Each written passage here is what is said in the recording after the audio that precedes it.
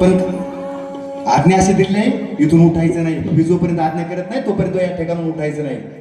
बसून राहिले, पाहत राहिले, फक्त बघत राहिले काय प्रकार चाललाय.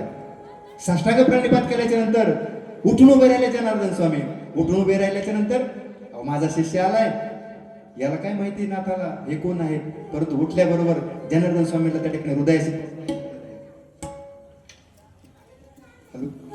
हॅलो हृदयाशी कवटाळून धरलं. पुन्हा मनामध्ये भाव आला, अरे कपडे मिळालेले आणि स्वामीजी त्याला भेटतात, अशी पुन्हा त्या ठिकाणी घृणा येऊ लागली. पण उठायचं नाही सांगितलं, शांत बसले. पुन्हा प्रसंग असा आहे, एकमेकाला त्या ठिकाणी आलिंगन दिलं. आलिंगन दिल्याच्या नंतर तो फकीर स्वामीजींना बोलू लागला, जनार्दना अरे मला खूप भूक लागली रे, आपल्याला जेवण करायचंय. त्या ठिकाणी तू काही काम करतोस का? तू काय कर, हा कटोरा घे आणि तू दूध आण, काढून कटोऱ्यामध्ये दूध काढून आण. अरे या जंगलामध्ये, आणि आता या फकीरांनी सांगितलं दूध आणायचं गुरुजींना. माझे गुरुजी कुठे जातील? या ठिकाणी तर कुठं लांबपर्यंत एक जित्राप सुद्धा दिसाना, गाय दिसाना, काहीच दिसाना. त्या ठिकाणी माझे गुरुजी दूध कुठून आणतील? काळजी लागली कोणाला? नाथ महाराजांना. परंतु गुरुसेवेमध्ये त्या ठिकाणी तत्पर असतो ना, त्या ठिकाणी कुठल्याही पद्धतीचा तो विचार करत नाही. ज्यावेळेस दूध सांगितलं ना, नाथ महाराजांना विचार करण्याच्या आत जनार्दन स्वामींनी त्या फकीरामागे 4-2 कुत्र्या आलत्या ना, कुत्र्या, त्या कुत्र्या समोरच बसलेल्या होत्या. नाथबाबा त्या एका कुत्रीपाशी गेले आणि त्या कुत्रीचं दूध त्या ठिकाणी त्या असणाऱ्या कटोऱ्यामध्ये काढलेले, कुत्रीचं दूध त्या कटोऱ्यामध्ये काढले. नाथ महाराज आपल्या नजरेने पाहतात, आपल्या स्वामीजींनी कुत्रीचं दूध काढलंय त्या कटोऱ्यामध्ये. गेले दत्तात्रय महाराजांच्या समोर गेले, त्या फकीरासमोर गेले. बरोबर ते फकीर बोलू लागला स्वामीजींना, असे त्या झोळीमध्ये एक शिळे तुकडे होते, कुठकुठून गोळे केलेले होते, काही सांगता येतंय का? किती दिवसाचे असतील काय सांगता येत नाही. ते तुकडे काढले आणि त्या स्वामीजींकडे दिले. म्हटले काय कर, एक चूर, याला मराठी भाषेत म्हणायचं चूर, काला, त्याचा काला केला. असा काला केला आणि त्या ठिकाणी स्वामीजींना समेत घेतले जेवणासाठी, प्रसाद खाण्यासाठी. जनार्दन स्वामीला म्हटले, तो फकीर बोलू लागला, जना तू सुद्धा माझ्यासोबत जेवण कर. ज्यावेळेस ते जेवू लागले ना, मग तर खूप घिणी येऊ लागले त्या नाथांना.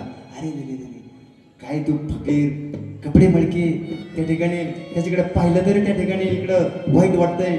आणि त्या कटोरा किती दिवसात धुतलेला आहे का नाही, त्याच्यात दूध काढायला सांगितलंय, कुत्रीचं दूध काढलंय, ते शिळे तुकडे किती दिवसाचे गोळा केलेले, त्या ठिकाणी त्याचा काला केलाय. तो फकीर खातोय, आपले गुरुदेव पण खातेत, जसं काही यांना काही खायलाच भेटलं नाही. असा मनामध्ये भाव नाथांच्या आलेला आहे. आणि त्या ठिकाणी त्या फकीरानं त्या स्वामीजींना आपल्या ताटामध्ये जेवण करण्यासाठी घेतले. गप्पा मारत मारत त्यांनी त्या ठिकाणी जेवण केलेलं आहे. जेवण झालं, पूर्ण जेवण झालं. आणि मग आता नाथांना भेट घडवून द्यायची ना, दत्तात्रयांची भेट घडवून द्यायची. जेवण झालं, दोघा शिष्याचं गुरुचं जेवण झालं. आणि आता कटोरा धुवून आणायचा ना, कटोरा. मग जनार्दन स्वामींनी त्या लांब झाडाखाली बसलेल्या माझ्या नाथबाबांना आवाज दिला, नाथ इकडे ये. नाथांना बोलून घेतलं. नाथांच्या हातामध्ये तो जो काय खरकटा कटोरा आहे ना, तो कटोरा हातामध्ये दिला आणि नाथाला सांगितलं, नाथ हा कटोरा स्वच्छ धुवून आण, स्वच्छ धुवून आण. गुरुआज्ञा शिरोधारी मांडली आणि नाथ बाबा त्या ठिकाणी समोर जवळच असणारं एक तळ, त्या तळ्यावरती, त्या जलाशयाच्या काठावरती नाथबाबा गेलेले आहेत. गेल्याच्या नंतर त्यांनी तो कटोरामध्ये पाणी घेतलं. पाणी घेतल्यानंतर त्याला असं धुतलं, परंतु ते पाणी फेकून दिलं नाही. त्याचं कारण असं आहे, माझे गुरुजी याच्यामध्ये जेवण केलंय, माझ्या गुरुजींनी याच्यामध्ये प्रसाद खाल्लाय. हे पाणी फेकून नाही दिलं पाहिजे. याला म्हणायचं गुरुनिष्ठा, याला म्हणायचं गुरुभक्ती. अगोदर ज्या गोष्टीची किळस करत होते ना, त्या गोष्टीची किळस नाही आली. प्रसाद म्हणूनच सेवन केलं. प्रसाद म्हणून सेवन केल्याबरोबर त्या ठिकाणी चमत्कार असा झाला, अखंड त्रैलोक्याचं ज्ञान त्या ठिकाणी प्राप्त झालं. जी द्वैत बुद्धी होती ती द्वैत बुद्धी निघून गेली.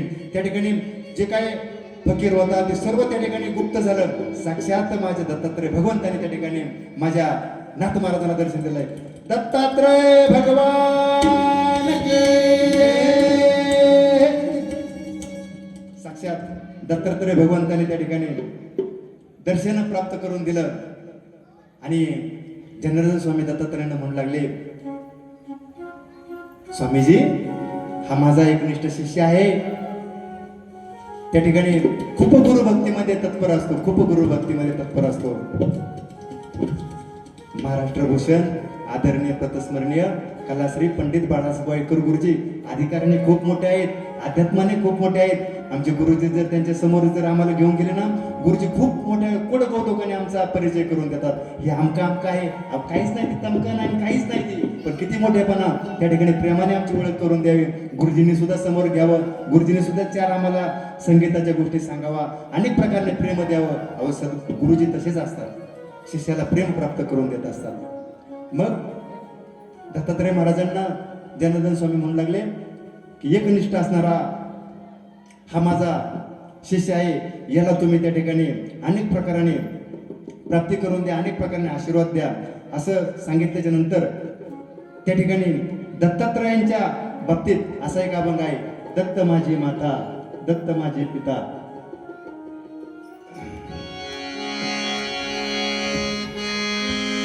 दत्त माझी माता, दत्त माझा पिता, दत्त माझी माता, दत्त माझा पिता, दत्त माझी माता, दत्त माझा पिता, दत्त माझी माता, दत्त माझा पिता.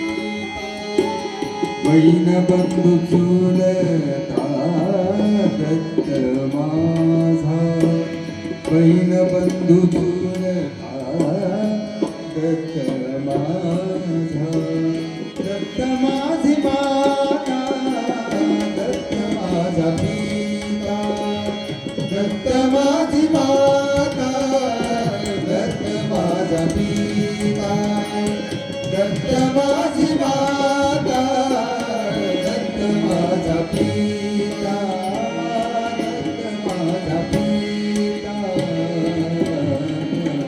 दत्तात्रय महाराज नाथांना अनेक प्रकाराने आशीर्वाद देऊन निघून गेले. दत्तात्रय महाराज जनार्दन स्वामी आपल्या शिष्याला विचारू लागले, नाथ खरं सांग, तू काय पाहिलं रे, खरं सांग काय पाहिलं तू. त्यावेळेस नाथाच्या मुखामधून उद्गार निघले, स्वामीजी तुम्हाला वाटत असेल मी दत्तात्रयांना पाहिलं नाही, मी दत्तात्रयांमध्ये माझ्या गुरुला जनार्दन स्वामींनाच पाहिलं.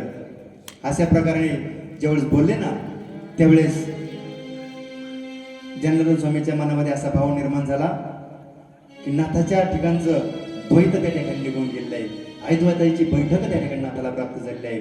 मग आता नाथाला त्या ठिकाणी तीर्थक्षेत्र त्या ठिकाणी नाथाने केलं पाहिजे, तपश्चर्या नाथाने केली पाहिजे. पहा नामदेव महाराजांच्या चरित्रामध्ये असा प्रसंग आहे, नामदेव महाराज देवासंग त्या ठिकाणी बोलायचा, देवाला जीव घालायचा, देवासंग त्या ठिकाणी अनेक प्रकारच्या क्रीडा करायचा नामदेव महाराज. परंतु नामदेव महाराजांना जोपर्यंत गुरु प्राप्त झाले नाही ना, तोपर्यंत त्या ठिकाणी अधिकार संपन्न तो त्या ठिकाणी नामदेव महाराजांना प्राप्त झाला नाही. तोपर्यंत त्या ठिकाणी नामदेव महाराजांना गुरु देव ओळखताच आला नाही. ज्यावेळी विसोबा खेचर त्या ठिकाणी गुरु प्राप्त झाले, सुंदर प्रसंग आहे सांगण्याचा, परंतु मला नाथांचं चरित्र सांगायचं आहे ना, मग कालच्या सारखं व्हायला नको, मी जास्तीत जास्त नाथांचं सांगण्याचा प्रयत्न करणार आहे. मग जसं गुरुशिवाय त्या ठिकाणी नामदेव महाराजांना देव कळाला नाही, तसं ह्या नाथबाबांना सुद्धा त्या ठिकाणी जनार्दन स्वामींच्या सहवासामध्ये गुरु देवाची प्राप्ती झाली.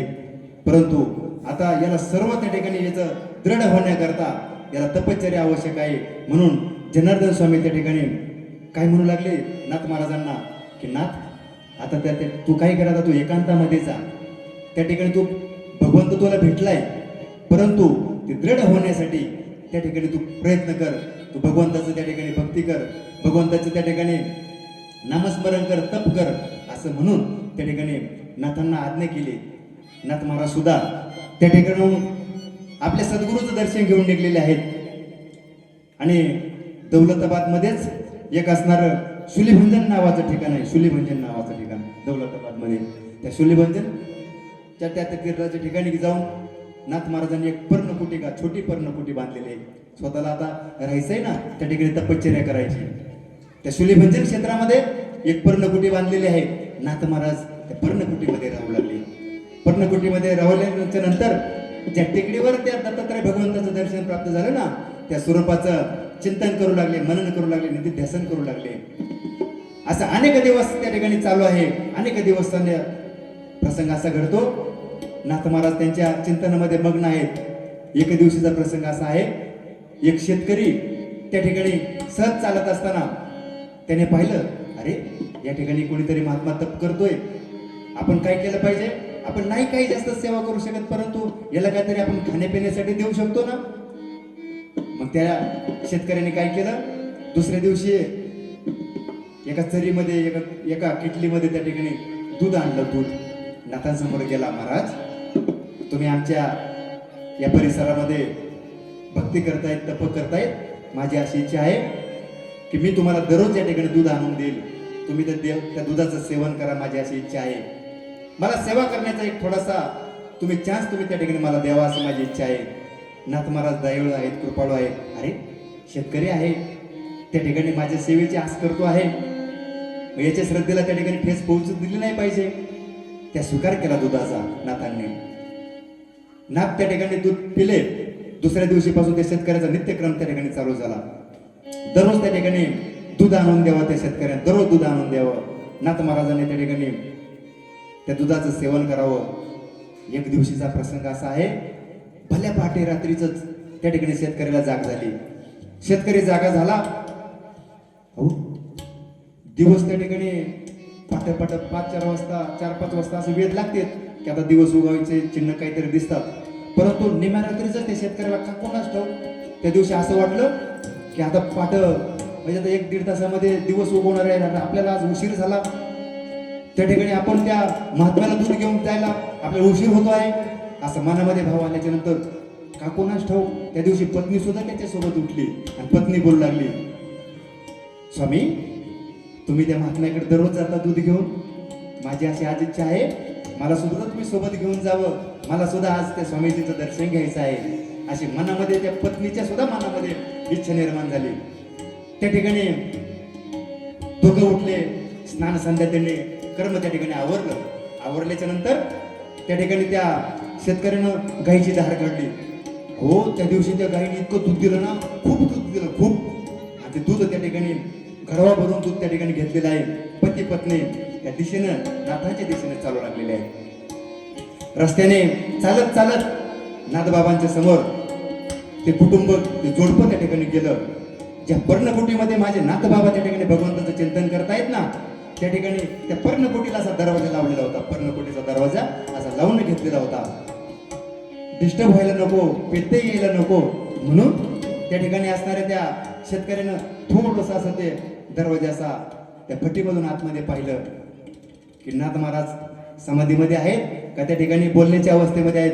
पाहिलं तर त्या ठिकाणी दृश्य असं नजरेस पडलं की भला मोठा नाग त्या ठिकाणी नाथबाबांना वेढा मारून बसलेला आहे. शेपटी त्या ठिकाणी त्या बेंबीपर्यंत आहे आणि फणा त्या ठिकाणी असणाऱ्या नाथांवरती धरलेला आहे. त्या नाथांच्या बाबतीत हा सर्पाचा जो काय प्रसंग आलेला आहे ना, एक दिवसाचा प्रसंग असा असतो. त्या ठिकाणी तो सर्प ज्यावेळेस नाथबाबा बाहेर त्या दगडावरती त्यांनी बसावं, ध्यान लावावं भगवंताचं, आणि ते सर्प त्या ठिकाणी ज्या ठिकाणी भगवंताचं नामस्मरण होतं, भगवंताकडे जो त्या ठिकाणी चालतो ना, श्वापद हिंसुर पशु पक्षी त्या तपश्चर्या करत्याला त्या ठिकाणी त्रास देत असतात. एक दिवशी ते साप जवळ त्या नाथांच्या समोर येतोय ना, समोर आल्याच्या नंतर नाथ महाराजांच्या असं वाटतं त्या सापाला की यांना दंश करावं. कारण सापाचं वैशिष्ट्य असं सांगितलं जातं की सापाच्या मस्तकामध्ये विषाची एक थैली असते, विषाची, ती असं सदा कदा ठस ठस ठस ठस करत असतं. त्याच्यामुळं नाग यांना असा आक्रमण करायला त्या ठिकाणी तत्पर असतो. नाथांच्या समोर गेल्याच्या नंतर त्या नागाच्या मनामध्ये असा भाव निर्माण होतो की आपण याला चावा घ्यावा. परंतु जसा नाथाचा शरीराचा स्पर्श होतो ना, दंश करण्याची वृत्ती त्या ठिकाणी सापाची निघून जाते. त्या दिवशीपासून हा साप त्या ठिकाणी काय करावं, त्या सापानं पाठच यावं आणि त्या नाथांच्या डोक्यावरती असा फण धरावा. कारण ऊन पडल्याच्या नंतर नाथांना ऊन लागायचं ना, म्हणून त्या दिवशी तो सर्प सुद्धा पहाटेच नाथांच्या सानिध्यात आलेला आहे. नाथावरती फणा त्या ठिकाणी धरलेला आहे. त्या शेतकऱ्याने ज्यावेळेस पाहिलं, अरे बापरे, खूप मोठा साप म्हटला. साप म्हटल्याबरोबर त्या ठिकाणी घाबरून गेल्याबरोबर हातापायाचा थरका फोडला आणि हातातलं जे काय दुधाचे किटली असेल, गाढवा असेल, जे काय पात्र असेल ते त्या ठिकाणी धडकन जमिनीवर त्या ठिकाणी गळून पडलेलं आहे. दूध त्या ठिकाणी पडून गेलं. आवाज झाला, आडावाडा त्या ठिकाणी आला. आडावाडा पहा त्या ठिकाणी म्हणतात सर्पाला नाद नाद नादाने त्या ठिकाणी चावू लागत असे सर्पाला नादाने आरडाओरडा ऐकल्याबरोबर साप त्या ठिकाणी नाथांपासून दूर निघून गेला. नाथ समाधी अवस्थेमधून बाहेर आलेले आहेत. नाथांनी पाहिलं, अरे हा शेतकरी मला दररोज दूध घेऊन येतो, आज भल्या पाटे आला, माझी समाधी भंग केली, का बरं आला असेल? नाथ बाबा रागीट नाहीत हा, शांत आहेत. बाहेर आले आणि त्या शेतकऱ्याला म्हणू लागले, का रे बाबा काय आरडाओरडा करतो, काय इतक्या लवकर आलास तू? नाच तू जोडीने आलेले आहेत. विशेष म्हणजे त्या ठिकाणी मग तो शेतकरी सांगू लागला नाथांना, बाबा आम्ही ज्यावेळेस आलो ना त्यावेळेस तुमच्या कमरेला तुमच्या शरीराला भला मोठा नाग त्या ठिकाणी होता आणि पुन्हा तुमच्या डोक्यावरती पाहिलं. आम्ही ज्यावेळेस ते दृश्य पाहिले ना आम्ही घाबरून गेलो. बाबा माफ करा, आम्हाला माफ करा. माफी मागू लागला. अरे नाथबाबांच्या मनामध्ये असा विचार आला, अरे हा शेतकरी जी आरती बोलतोय ना त्या आरती ही गोष्ट खरी असायला पाहिजे, खोटी नाही. कारण ज्यावेळेस जनार्दन स्वामींनी आज्ञा दिली होती नाथ त्या ठिकाणी तू जा, तू त्या ठिकाणी स्वरूपाची प्राप्ती करून घे, अद्वैताची बैठक प्राप्ती करून घे, भगवंत स्वरूपाची प्राप्ती करून घे. सर्व समभाव ज्या वेळेस होईल ना त्यावेळेस त्या ठिकाणाहून तू निघून पुढे तीर्थासाठी निघून जा, अशी आज्ञा त्या ठिकाणी दिली होती. आणि मग माझ्या नाथांच्या डोळ्यामधून अश्रू आले, आनंदाचे अश्रू आले. माझ्या स्वामीजींनी सांगितलं होतं की सर्व भाव समान भाव ज्यावेळेस निर्माण होईल त्यावेळेस तू पाठीमागे ये. ज्या आरती हिंस्र पशु पक्षी श्वापद माझ्या जवळ येतात, मला कसल्याही प्रकारची इजा करत नाही, त्या आरती मला त्या भगवंताचं संरक्षण तो त्या ठिकाणी प्राप्त झालेलं आहे. मग त्या ठिकाणी भगवंताचं धावा करू लागले नाथ बाबा, अरे देवा किती सांभाळतो रे मला तू, किती सांभाळतो. श्वापद माझ्या जवळ येत आहेत, हिंस्र नाग त्या ठिकाणी माझ्या जवळ येतो आहे, परंतु त्यांच्या कसल्याही प्रकारचा उपद्रव मला त्यांच्या जवळ पासून होत नाही. ज्यावेळेस नाथबाबा त्या ठिकाणी भगवंताचा धावा करतात ना, माझा भगवंत त्या ठिकाणी चतुर्भुज स्वरूपामध्ये नाथांसमोर प्रगट झालेला आहे. कशासाठी प्रगट झाला? नाथांना दर्शन देण्यासाठी प्रगट झाला. अहो त्या दिवशी फक्त नाथांना दर्शन नाही दिलं तर त्या ज्यांनी सेवा केली ना त्या शेतकऱ्याला सुद्धा माझा भगवंत दिसला. अहो त्या फक्त शेतकऱ्यालाच नाही दिसला, त्या शेतकऱ्याच्या पत्नीला सुद्धा देव दिसला. आपण शंका घेऊ, पत्नीला का बरं दिसला? अहो पत्नी इतकी कुरकुरी असते, त्या ठिकाणी दररोज दूध घेऊन येत होता शेतकरी. एक दिवस सुद्धा म्हटली नाही पत्नी आपल्या लेकरा बाळाला ठेवायचं कुठे घेऊन चालले, आजची म्हटली असते कुठे घेऊन चालले तुम्ही बोंबला दररोजच दूध. त्या ठिकाणी ती पत्नी सुद्धा त्या सेवेमध्ये तिचा सुद्धा तितकाच वाटा होता. मग त्या भगवंताचं दर्शन नाथबाबांना झालं, त्या शेतकऱ्याला सुद्धा झालं आणि त्या ठिकाणी त्या पत्नीला सुद्धा झालं. सर्व भाव त्या ठिकाणी निर्माण झाला आणि मग सर्व प्राप्त झाले. आता परमार्थामध्ये अट्टहास त्या ठिकाणी काही एक शिल्लक राहिला नाही. चतुर्भुज परमात्मा त्या ठिकाणी प्राप्त झालेला आहे. संतांची सेवा त्या ठिकाणी घडलेली आहे. जनार्दन स्वामींकडं साधना पूर्ण करून त्या ठिकाणी पुन्हा गेले. आता जनार्दन स्वामीकडे दौलताबाद मध्ये त्या देवगिरी किल्ल्यामध्ये स्वामीजींकडे गेले. स्वामीजींचं नाथांनी दर्शन घेतलं आणि नाथबाबा म्हणू लागले, स्वामीजी मला आता इथून पुढची काही आज्ञा आहे? तर त्यावेळेस त्या ठिकाणी स्वामीजींनी सांगितलं की तू आता सर्व गुण संपन्न झालेला आहे, तू आता या भूतलावरचे तीर्थक्षेत्र त्या ठिकाणी तू कर. आज्ञा शिरोधरी मानून द्वारकाधीश, बद्रीनाथ अनेक प्रकारचे तीर्थक्षेत्र हिंडत नाथ महाराज त्या ठिकाणी तीर्थयात्रा करण्यासाठी निघून गेले आहेत. आणि इकडं पैठण क्षेत्रामध्ये जे काय आजी आजोबा असणारे त्यांना काळजी वाटू लागली. पोरकं लेकरू आहे, आईबाप नाहीत, लोक म्हणतील आईबाप नाहीत म्हणूनच मुलाचा त्या ठिकाणी तिरस्कार केला, मुलाला सोडून दिलं, अनेक प्रकारची चिंता करू लागली. ज्या मंदिरामध्ये भगवान महादेवाच्या मंदिरामध्ये असा प्रसंग झालता की त्या नाथ महाराजांना त्या म्हाताऱ्याने सांगितलं ना तुम्ही दौलता वाचला जा, तीच व्यक्ती त्या ठिकाणी वृद्ध व्यक्ती त्या ठिकाणी होती. आणि त्यांनी यांचा आक्रोश त्या ठिकाणी पाहिल्याबरोबर त्यांनी विचारणा केली, तुमचा नातू कसा आहे मला सांगा. मग त्यावेळेस ते सांगू लागले आमचा छोटा लेकरू आहे आणि त्याचं वर्णन सांगू लागले. आणि मग त्या वृद्ध व्यक्तीला त्या ठिकाणी खून पटले. ती वृद्ध व्यक्ती त्या ठिकाणी असणाऱ्या आजी आजोबाला सांगू लागले की 12 वर्षापूर्वी एक बाल मुलगा या ठिकाणी या मंदिरात आला होता, मीच त्याला त्या ठिकाणी त्या दौलताबाद मध्ये देवगिरी किल्ल्यामध्ये जनार्दन स्वामींच्या सहवासात पाठवलेला आहे. आणि मग असणारे चक्रपाणी आणि चक्रपाणींची असणारी पत्नी त्या ठिकाणी त्या वृद्ध व्यक्तीच्या बोलण्यावरती विश्वास ठेवून त्या ठिकाणी निघलेले आहेत. मुक्काम करत दौलताबाद मध्ये जाऊन त्या ठिकाणी जनार्दन स्वामींना भेटलेले आहेत आणि स्वतःच्या नातवाविषयी विचारपूस करू लागलेले आहेत. ते म्हणतात माझा नात, स्वामीजी म्हणतात माझा नात. हो, हेच खूप मोठं वैभव आहे. गुरुजींनी म्हणावं माझा, घरच्यांनी म्हणावं माझा म्हणण्यासाठी मग त्या ठिकाणी किती समर्पण करायला हवं, किती भाव त्या ठिकाणी शुद्ध असायला हवा. असं असताना त्या ठिकाणी जनार्दन स्वामींना खून पटली. जनार्दन स्वामींना सुद्धा त्या आजी आजोबाची त्या ठिकाणी दया आली आणि त्या ठिकाणी त्या सेवकांना बोलवून घेतलं आणि सांगितलं की पटकन कोणीतरी दोघं जण जा आणि नाथाला अशी आज्ञा करा की त्या ठिकाणी स्वामीजीने तुम्हाला पुन्हा बोलवलेलं आहे. आणि मग त्या ठिकाणी ते सेवक गेले, शोध करत गेले. तोपर्यंत ते आजी आजोबा त्या ठिकाणी पारमार्थिक परिवार आहे, प्रापंचिक परिवार आहे आणि स्वामीजी आमचा मुलगा आमच्या ताब्यात द्यावा अशी विनंती करू लागली. स्वामीजींनी सुद्धा ते सेवक त्या ठिकाणी पाठवलेले आहेत आणि गेल्याच्या नंतर ते सेवकांनी सांगितलं नाथ महाराजांना की तुमचे आजी आजोबा आलेले आहेत. स्वामीजींनी तुम्हाला अशी आज्ञा केलेली आहे की ते त्या ठिकाणी तुम्ही लवकरात लवकर तुमची तीर्थयात्रा संपून पाठीमागे यावं. मग असं धर्मकार्य करत तीर्थक्षेत्र करत लवकरात लवकर त्या ठिकाणी नाथ महाराज पुन्हा स्वामीजींसमोर आलेले आहेत. पहा, जन्माला आल्याच्या नंतर प्रपंच तर प्रत्येक जण करतो आहेच, परंतु नाथ महाराजांनी अगोदर परमार्थाला त्या ठिकाणी प्राधान्य दिलेलं आहे.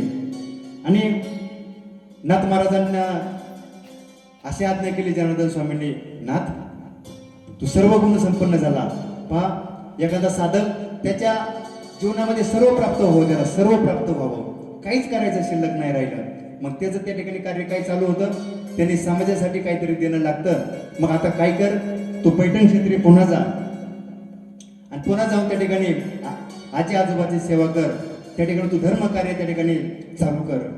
नाथ महाराज त्या ठिकाणी पैठण क्षेत्रामध्ये गेल्याच्या नंतर अनेक प्रकारे नाथ महाराज धर्मकार्य करतायत. त्या ठिकाणी त्यांनी भजन करावं, पूजन करावं. अनेक भारुडं त्या ठिकाणी, अनेक सुंदर असे भारुडं नाथांनी लिहिले आहेत, सुंदर भारुड लिहिले. माझी गुरुजींना अशी विनंती आहे, एखादं भारुड या ठिकाणी ऐकवा.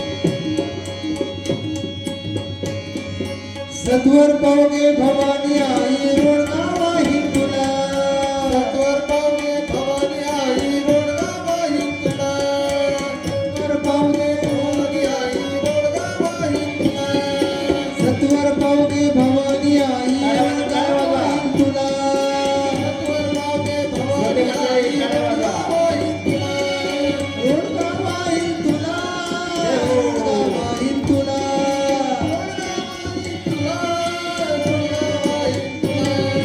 सत्वर पावगे भवानी आई रोडगावाही तुला, सत्वर पावगे भवानी आई रोडगावाही तुला, सत्वर पावगे भवानी आई रोडगावाही तुला.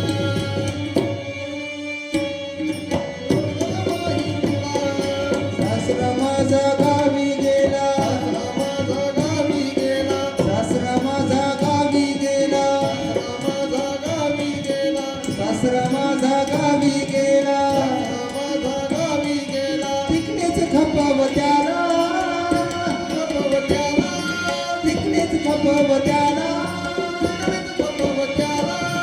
सत्वर पावगे भवानी आई रोडगावाही तुला, सत्वर पावगे भवानी आई रोडगावाही तुला, सत्वर पावगे भवानी आई रोडगावाही तुला, सत्वर पावगे भवानी आई रोडगावाही तुला, सत्वर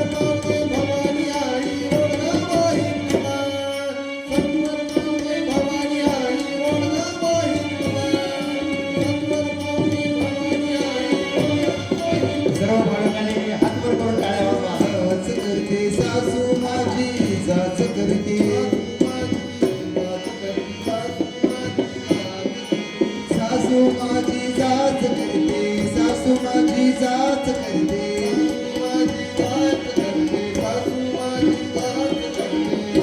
निर्दाळी तिला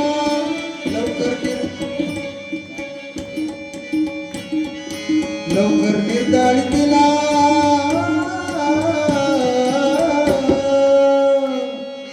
सत्वर पावगे भवानी आई रोडगा सत्वर पावगे भवानी आई रोडगा बाई तुला सत्वर पावगे भवानी आई रोडगा बाई तुला सत्वर पावगे भवानी आई रोडगा बाई तुला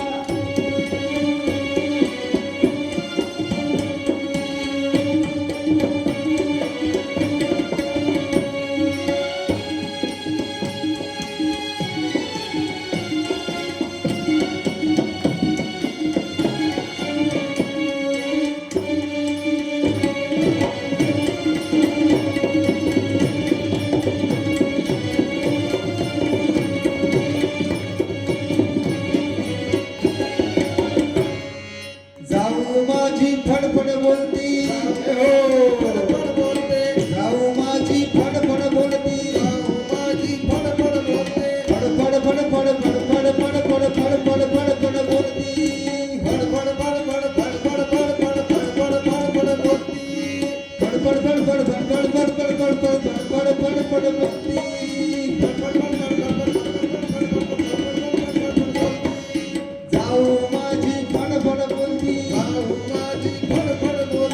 जाऊ माझी फडफड बोलती जाऊ माझी फडफड बोलती बुडकी कर ग तिला बुडकी कर ग तिला आ.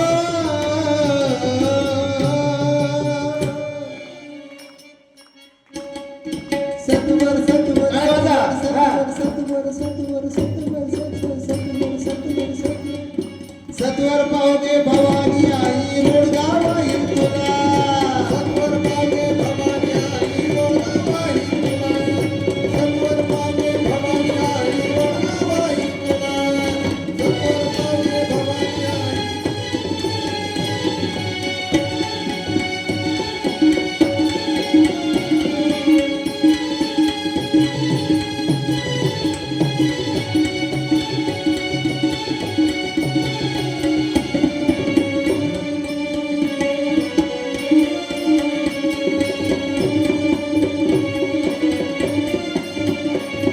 नंदेचं कारट किरकिर करते नंदेचं कारट किरकिर करते नंदेचं कारट किरकिर करते नंदेचं कारट किरकिर करते किरकिर किरकिर किरकिर किरकिर किरकिर किरकिर करते किरकिर किरकिर किरकिर किरकिर किरकिर करते किरकिर किरकिर किरकिर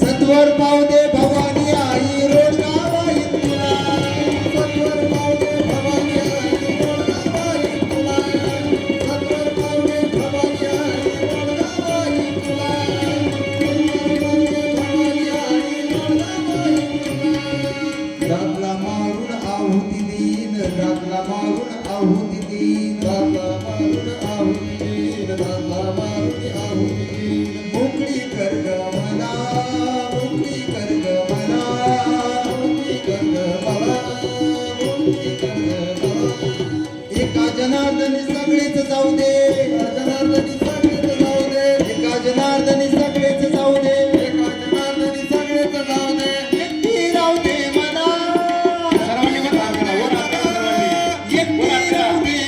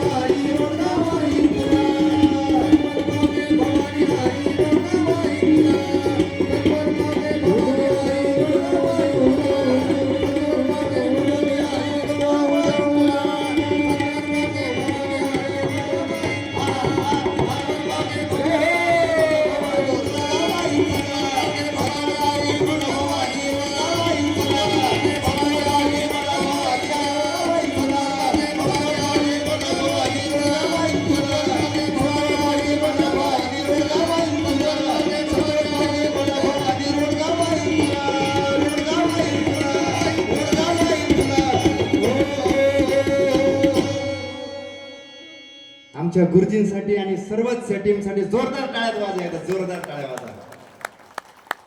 रामकृष्ण हरी. असे नाथ महाराजांनी सुंदर असे भारुडांची निर्मिती केली. भारुड निर्मिती करण्याच्या मागचा हेतू नाथबाबांचा असा होता की सर्वसामान्य जनता त्या ठिकाणी जर जास्त त्या ठिकाणी वेदांत सांगावं तर त्या ठिकाणी पचलच आणि रुचलच असं नाही.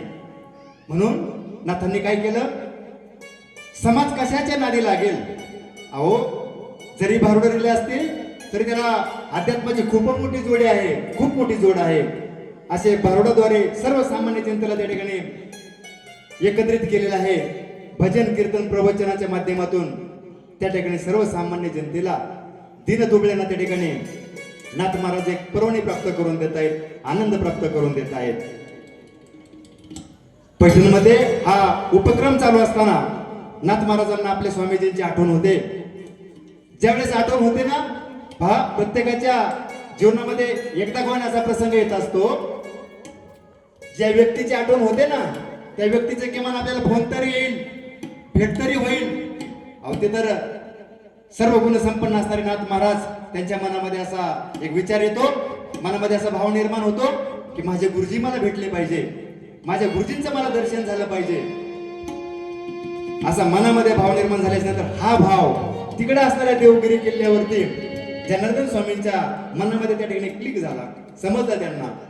आणि लगेच त्या ठिकाणी जनार्दन स्वामी आपल्या शिष्याला भेटण्यासाठी पैठण क्षेत्रामध्ये आलेले आहेत. आले असताना खूप आनंद झाला. गुरुजींसमोर साष्टांग प्रणिपात त्या ठिकाणी नाथांनी केलेला आहे. आणि त्यावेळेस त्या आजी आजोबा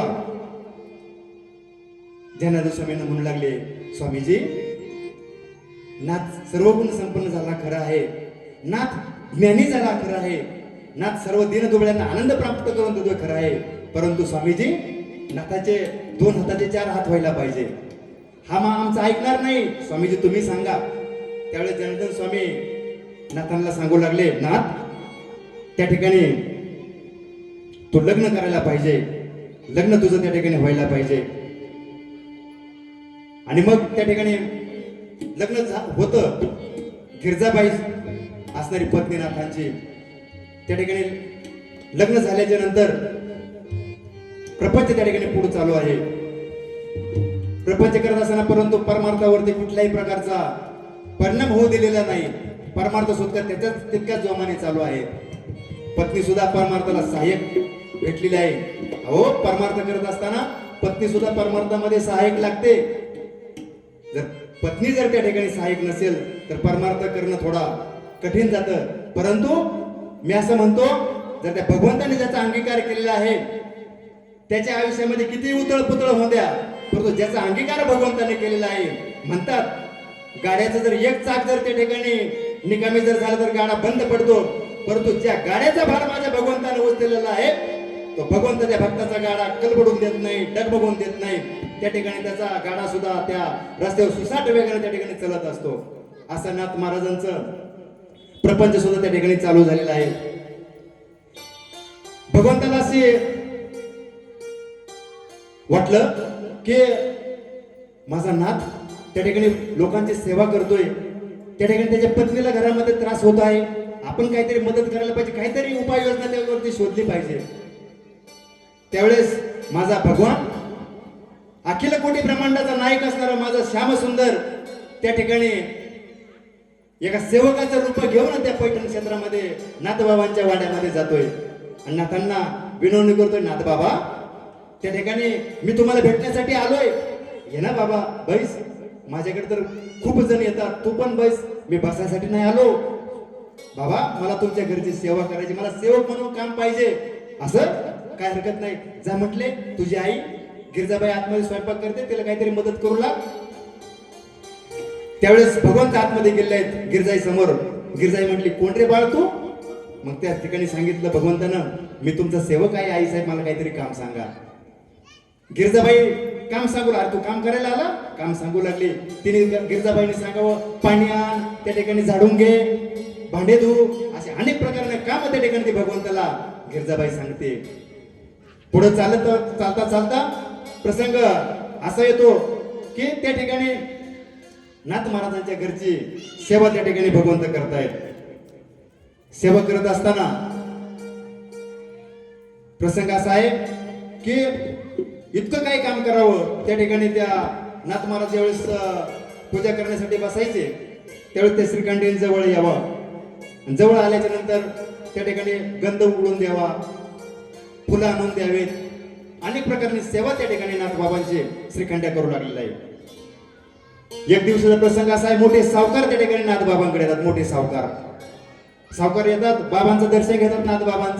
नाथबाबांना विनवणी करतात, महाराज मला भगवंताची प्राप्ती करून द्या, मला देवाची प्राप्ती करून घ्या. महाराज म्हणले काय हरकत नाही, बसा तुम्ही, आजच्या दिवस त्या ठिकाणी फिरवा, तुम्हाला देवाची प्राप्ती करून देतो.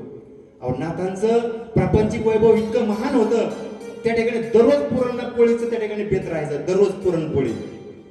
ते सावकार जे एक दिवस राहिले, जेवण केलं, झोपले, बरं म्हणले आपल्याला पोळ्या खायला मिळतात. दुसरा दिवस झाला, तिसरा दिवस झाला, चौथ्या दिवशी राग आला ना, म्हणायला लागले अरे मला काय माझ्या घरी खायला मिळत नाही का महाराज, मला भगवंताची प्राप्ती करून द्या. अरे याला भगवंत पाहिजे, याला भगवंताची प्राप्ती करून द्यायची. असं त्याच्या हाताला धरलं आणि म्हटलं आपल्याला गंगेवर जायचंय. चल, त्या सावकाराला बरोबर घेतलेलं आहे. गंगेच्या दिशेने नाथ महाराज निघलेले आहेत. गंगेवरती जाऊन म्हटलं आपलं स्नान करायचं, स्नान केल्याच्या नंतर तुला देवाची प्राप्ती करून देतो. आतमध्ये गेल्याच्या नंतर सांगितलं बुडी घ्या, पाण्यात बुडी घ्या, सूर्याला अर्घ्य द्या, अनेक प्रकारे सांगतात.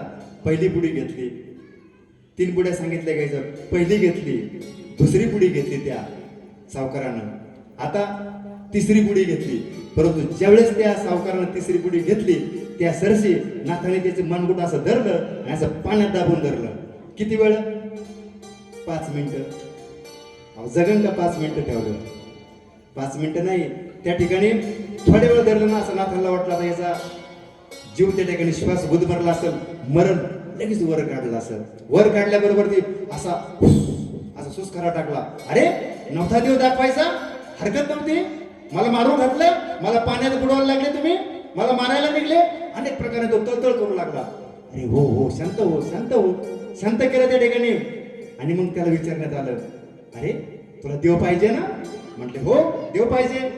आता मला एक सांग, तुला ज्यावेळेस तुझं मान त्या ठिकाणी पाण्यात दाबली, त्या ठिकाणी तुला काय आठवत होतं? तो सावकार सांगला, मला असं वाटलं महाराज, मला माझा श्वास असा कुंठित होता, मला श्वासाची आवश्यकता होती, ती तळमळ मला श्वास घेण्याची लागली होती. मी कधी पाण्याच्या वर निघल आणि कधी श्वास घेईल अशी तळमळ माझ्या मनात लागली होती. मग नाथबाबा म्हणू लागले, अरे अशी तळमळ देव प्राप्तीसाठी, देव काय तुझ्या बापाचा काय नोकर आहे का? अशी तळमळ त्या ठिकाणी तुला लागली पाहिजे, तरच देवाची प्राप्ती तुला त्या ठिकाणी होईल. अशा अनेक प्रकाराने चमत्कार नाथबाबा त्यांच्या आयुष्यामध्ये घडतायत. नाथबाबांकडे एक बाई छोटस बाळ घेऊन आली, लेकरू, लय गुळ खायचं, ती खूप गुळ खायचं. नाथबाबांना म्हणली, बाबा हा माझा मुलगा खूप गुळ खातो, याला सांगा तरी तुम्ही गुळ खाणं चांगलं नाही, गुळ खाऊ नको म्हणून. नाथबाबा म्हणले, माई साहेब तुम्ही उद्या म्हणली, याला घेऊन उद्या घेऊन या. दुसऱ्या दिवशी ती घेऊन गेली आणि दुसऱ्या दिवशी घेऊन गेल्यावर नाथ महाराज त्या मुलाला म्हणले, बाळ अरे गुळ खाणं काही चांगलंय का? गुळ खायचं सोडून दे. ती बाई म्हटली, महाराज आज सांगितलं तुम्ही, काल का नाही सांगितलं बरं तुम्ही? नाथ महाराज म्हणू लागले, अहो माई साहेब मीच लय गुळ खात होतो, मी काल कसं काय सांगू? अहो मग जो बोले तैसा चाले त्याचे वंदावे पावले. मला अगोदर परीक्षा घ्यावं लागली, माझा गुळ सुटतोय की नाही. मी आता गुळ खायचा बंद केला, म्हणून मी तुमच्या मुलाला त्या ठिकाणी गुळ खायचं त्या ठिकाणी सांगितलं की खाऊ नको म्हणून. अशा अनेक प्रकारने चमत्कार नाथांच्या त्या ठिकाणी याच्यामध्ये चरित्रामध्ये घडतायत. सुंदर असा प्रसंग आहे नाथांच्या चरित्रामध्ये आलेला. गावबा, ज्यावेळी गावबाची आई असणारी गरीब स्त्री आहे, त्या ठिकाणी पती नसलेली विधवा स्त्री, आणि ती एक सण जवळ आला, सणाला त्या ठिकाणी पुरणपोळीचं जेवण त्या ठिकाणी केलेलं आहे. पुरणपोळीचं जेवण केल्याच्या नंतर त्या दिवशी त्या मुलाला पोळ्या खायला मिळाल्या. ती बाळ दुसऱ्या दिवशी पुन्हा उठलं, म्हटलं आई अरे पोळ्या खूप सुंदर लागल्या ग, मला अजून पोळ्या खायच्यात. त्या आईने उरलेलं असेल पुरण, ती कुठंतरी ठेवलं असेल. दुसऱ्या दिवशी सुद्धा त्या आईने काय केलं, त्या पुरणाच्या पोळ्या केल्या आणि त्या बाळाला पुन्हा खाण्यासाठी दिल्या. दुसरा दिवस पोळी खायला मिळाली. तिसऱ्या दिवशी पुन्हा ती मागायला लागला, आई अरे मला पोळीच खायची, मला दुसरं काही खायचं नाही, मला पोळीच खायची. त्या आईने असं दिलं त्याच्या कानपडात ठेवून, अरे म्हणले येडा लागला काय म्हणले तुला, आपली एक तर गरीब परिस्थिती, इकडून तिकडून उकडून म्हटले मी डाळ आणली, 2 दिवस तुला शिळ पाके करून ते पोळी घातली, तू पुन्हा पोळी मागतो. पण पुन्हा आईचं हृदय नवनीतासारखं त्या ठिकाणी कोमल असतं. त्या ठिकाणी मुलाविषयी प्रेम त्या ठिकाणी आईच्या मनामध्ये खूप असतं. आईला वाटलं अरे मी उगीच बोलले मुलाला. मग त्या ठिकाणी तिने एक तिच्या मनामध्ये विचार असा आला, नाथांच्या वाड्यामध्ये दररोज पुरणपोळी होत असते, आपण काय करू, मुलाला तिथे घेऊन जाऊ. नाथांच्या समोर त्या ठिकाणी मुलाला ती आई घेऊन गेलेली आहे. नाथबाबांना बोलू लागली, महाराज तुम्ही खूप श्रीमंत आहात, मी गरीब आहे. सणासुदीला म्हटले पोळ्याचा स्वयंपाक केला, लेकराला खाऊ घातलं, दुसऱ्या दिवशी खाऊ घातलं, लेकरू तिसऱ्या दिवशी मागायला लागलं. तुमच्या इथे दररोज पुरणपोळी होते ना, माझी विनंती आहे माझ्या बाळाला तुम्ही पोळी खायला द्या. नाथबाबा म्हणले काहीच हरकत नाही, खूप खूप स्वयंपाक होतो आमच्या इथे, म्हटले दररोज लावायचा म्हटले याला. पण आता खून काय सांगायची, जेवण झालं तयार झालेलं कसं कळायचं, मला काहीतरी खून सांगा ती बाळा म्हणू लागलं. नाथबाबा म्हटले जेवणाचा टाइम झाला, मंदिरात घंटा वाजते, मंदिरामध्ये घंटा वाजली, तू यायचं, जेवण करायचं, तू निघून जायचं. असा बरेच दिवस त्या ठिकाणी उपक्रम चालू आहे. त्या बाळाला एक दिवशी वाटलं आपण येतोय जातोय, मग त्यापेक्षा काय करू, आपण पडूनही राहिलं तर ठाई, आपण इथंच थांबू ना. मग त्या ठिकाणी त्यांनी काय करायचं, जेवायचं त्या ओसरीमध्ये, जुन्या काळी ओसरी म्हणायचं त्या वाट्याला, त्या ओसरीमध्ये जावं आणि त्या ठिकाणी लोळावं, लोळत घोळत त्या ठिकाणी तो गावा पोळ्या खायचा, लोळत घोळत. नाथबाबांकडे अनेक शिष्यमंडळ साधक त्या ठिकाणी पूजापाठ ऐकण्यासाठी यायचे. नाथबाबांनी अनेक प्रकारचे ग्रंथ संपदा निर्माण केली आणि चतुश्लोकी भागवत पूर्ण झालेलं आहे नाथ महाराजांचं. आता भावार्थ रामायण हातामध्ये घेतलेलं आहे लिहिण्यासाठी. ज्यावेळेस हा गावबा त्या ठिकाणी पोळ्या खाऊन राहत होता ना, त्या ठिकाणी त्यांनी पोळ्याच खायचं काम केलं. परंतु ज्यावेळेस निर्वाणाची अवस्था त्या ठिकाणी नाथबाबांना निर्माण झालेली आहे ना, निर्वाण, त्यावेळेस नाथबाबांना असं वाटलं आपलं कार्य आता बस झालं, आपलं कार्य आपण जायला पाहिजे.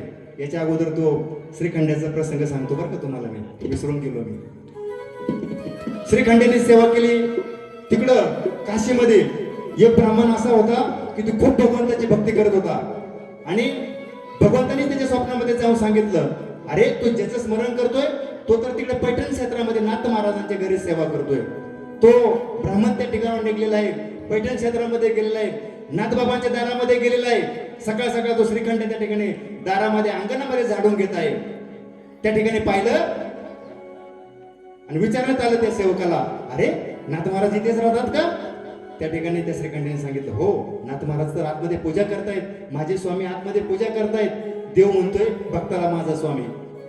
आणि त्यावेळेस ते ब्राह्मण म्हणू लागला नाथांना, त्या श्रीखंड्याला म्हणू लागला की या ठिकाणी त्यांचा सेवक कोण आहे? काय नाव सांगितलं ते? श्रीखंड्या. हा अमुक अमुक श्रीखंड्या कोण आहे? तो म्हटला तू गेला असेल गंगेवरती पाणी आणायला, याला वाटलं माझंच गिरायक आला आता इथं, माझं भांड फोडायला आलं इथं आता. मग त्या ठिकाणी ते अंदाज घेतला, लगेच कावड उचलली पाण्याची. 12 वर्षे कावडीने माझ्या भगवंतानं नाथांच्या घरी पाणी वाहिलेले. 12 वर्षे पाणी अनेक प्रकारचे कामं केले नाथांच्या घरचे. कावड उचलली, गंगेच्या काठावरती भगवंत निघून गेलाय. इकडं हा ब्राह्मण त्या ठिकाणी आतमध्ये गेला, नाथांसमोर साष्टांग प्रणिपात केला, दंडवत घातलं, दर्शन घेतलं. आणि दर्शन घेतल्याबरोबर नाथांसोबत बोलू लागला, नाथ बाबा त्या ठिकाणी तुमच्या घरी सेवक कोण आहे? श्रीखंड्या नावाने. अरे का विचार न करता तुम्ही भूदेव? त्या ठिकाणी ते सांगू लागले, अहो तो सामान्य नाही, तो अखिल कोटी ब्रह्मांडाचा असणारा माझा श्याम सुंदर आहे, सगळ्या विश्वासाचा असणारा मालक त्या ठिकाणी तुमच्या घरी सेवा करतोय. अरे श्रीखंड्या देव आहे आणि मला कसा ओळखला नाही? त्या ठिकाणी नाथ महाराजांच्या डोळ्यातून अश्रू येऊ लागले. तो प्रसंग त्यांची चर्चा ऐकत असताना त्या ठिकाणी गिरजाबाई सुद्धा त्या ठिकाणी आतून बाहेर आलेल्या आहेत.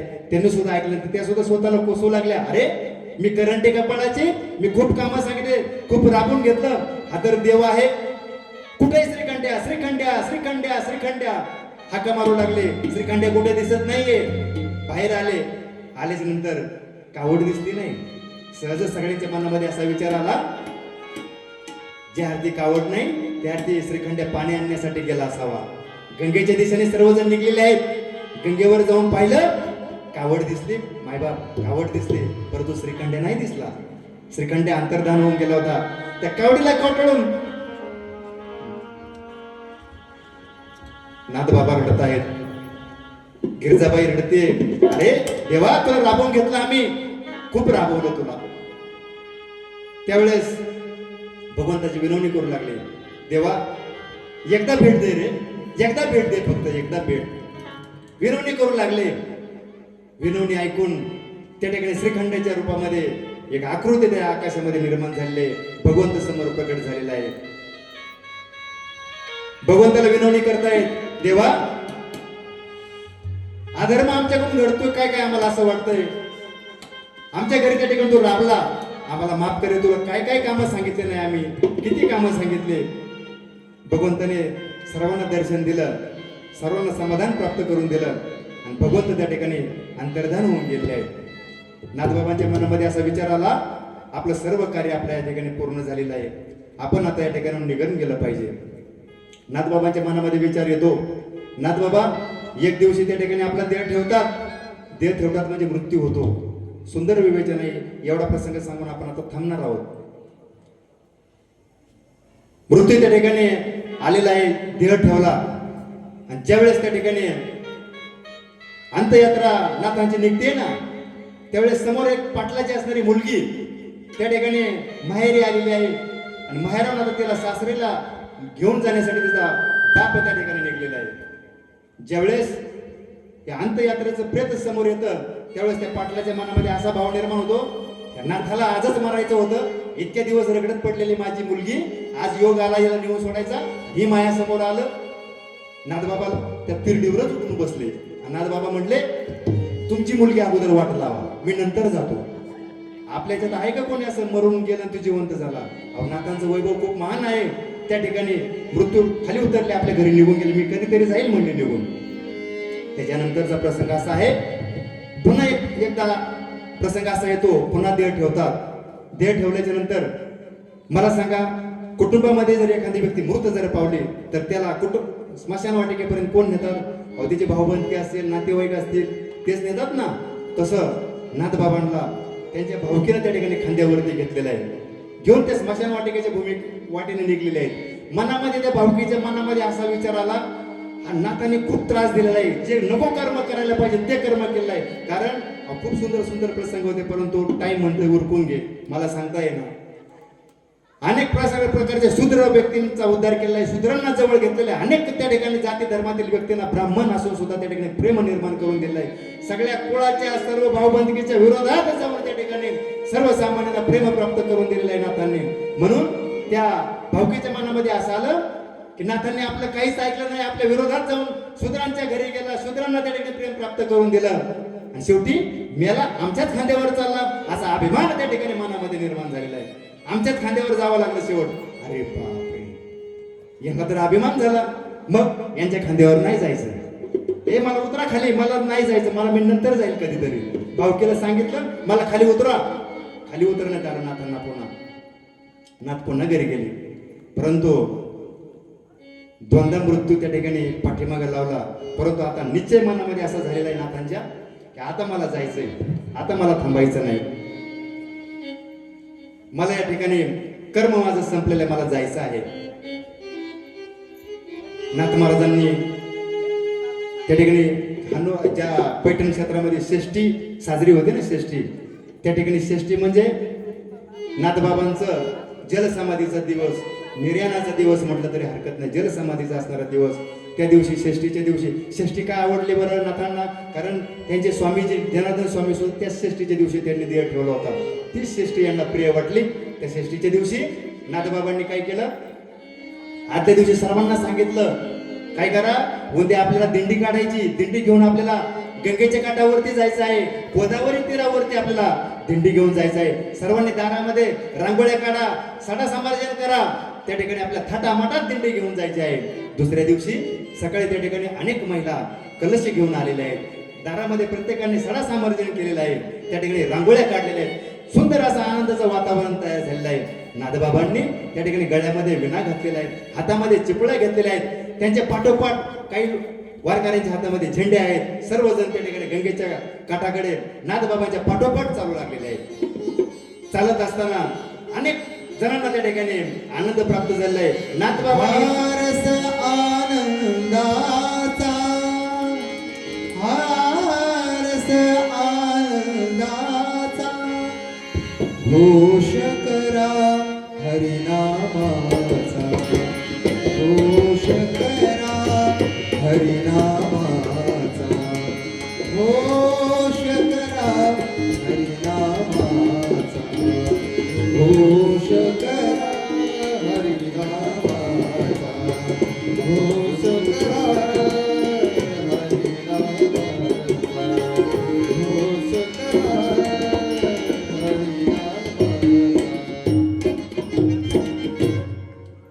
नाथ महाराजांच्या पाठोपाठ सर्व दिंडे, सर्व महिला, सर्व पुरुष, बाल, गोपाळ, आबाल, वृद्ध सर्वजण त्या ठिकाणी नाथांच्या पाठोपाठ चालत गंगेच्या काठावरती गेलेले आहेत. नाथ महाराजांनी गंगेमध्ये प्रवेश केलाय. हे पहा, ह्या पुरुष वर्गापेक्षा या महिला वर्गाना खूप श्रद्धाळू असतो, खूप श्रद्धाळू असतो. तेव्हाच त्यांच्या ठिकाणी श्रद्धा इतकी जडती. काही महिला नाथांच्या पाठोपाठ त्या पाण्यामध्ये शिरलेल्या आहेत.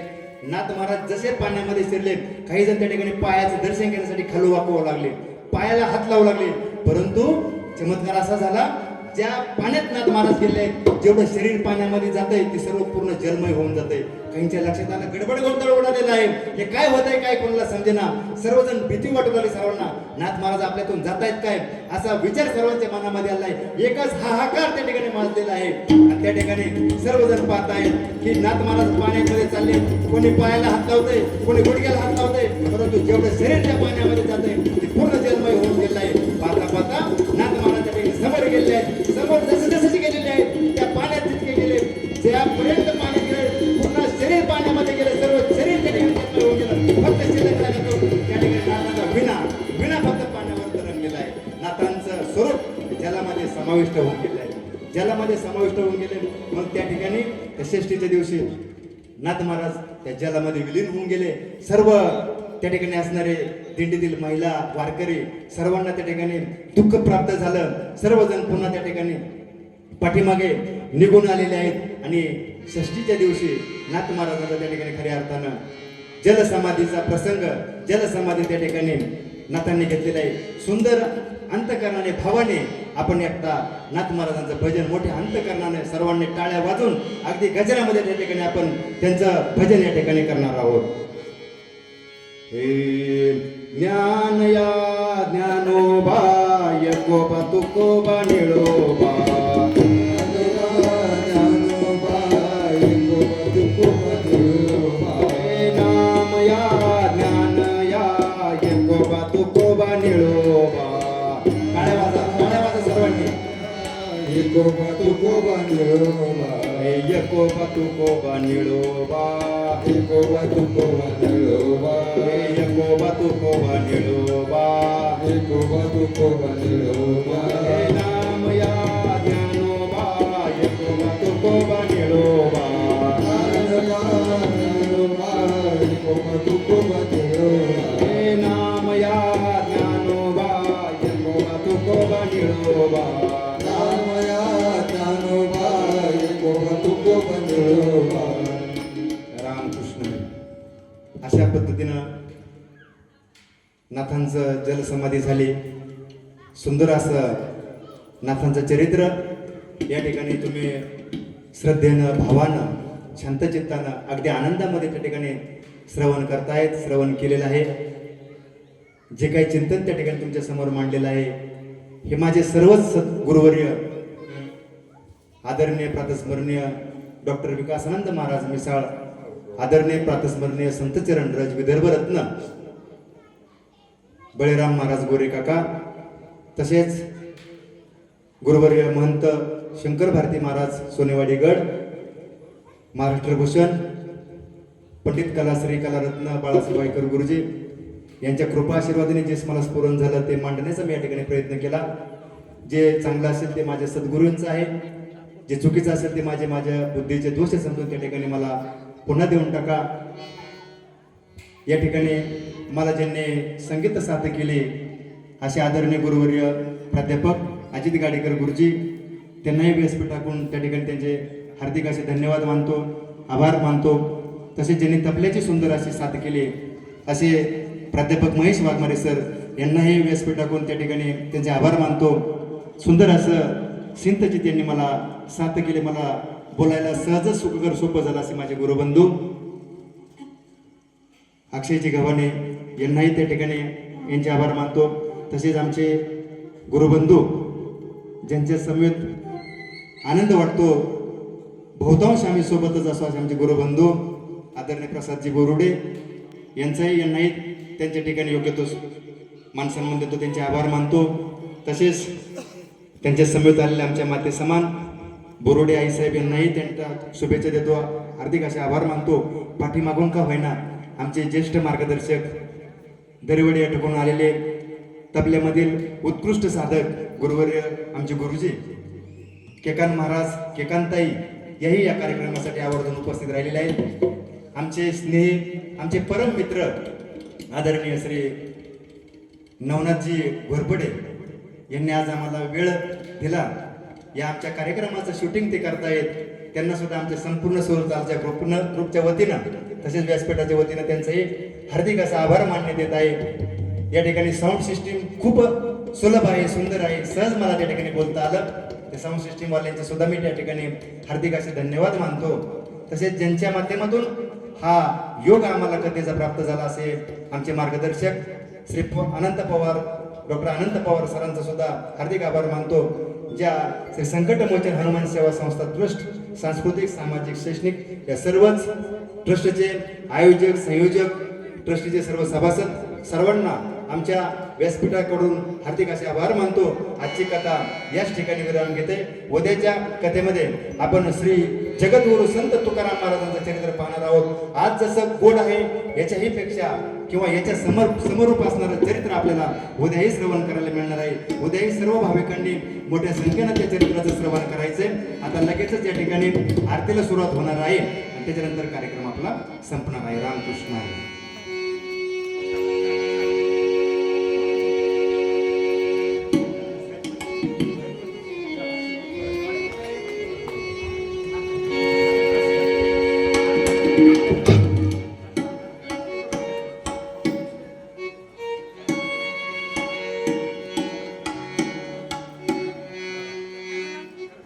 सुख करता दुःख हरता